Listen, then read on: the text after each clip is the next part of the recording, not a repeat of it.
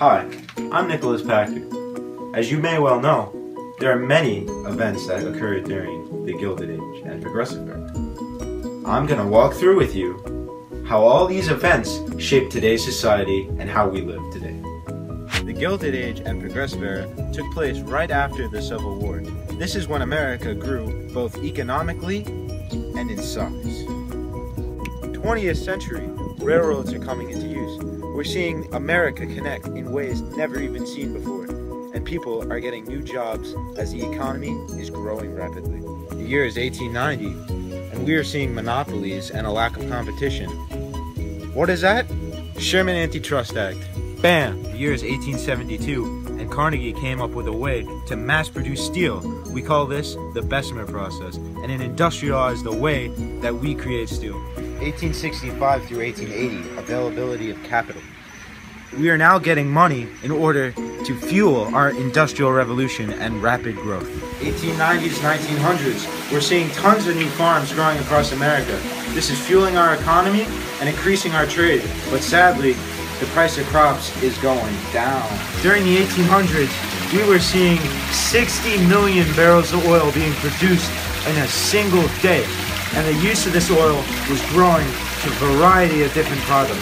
Panic of 1893, 12.3 million people got laid off.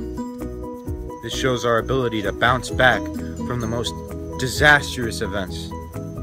Panic of 1907, here we're seeing the banks and economy crashing dramatically. Luckily, who's that? It's a bird, it's a plane, it's JP Morgan! 1880s, we're seeing a decrease in agriculture and a development of American cities and an industry. 1894, we're seeing huge hostility towards trust and businesses. We're seeing riots and American people revolt. 1890s, we're seeing Women's Suffrage Association forming and women demanding rights. 1893, welfare is established. So now, just in case we have any more panics, we got some money to land on. 1890, Populist Party. People are beginning to express themselves. 1901, William McKinley is assassinated. Teddy Roosevelt's here, and he's got reforms to make America flippin' awesome. It's 1901, and when are we going to learn about these solutions? Theodore Roosevelt is about to give the State of the Union address and address all his solutions for all. Expedition Act of 1903. We're seeing much more lawyers being hired for the Sherman Antitrust Act cause.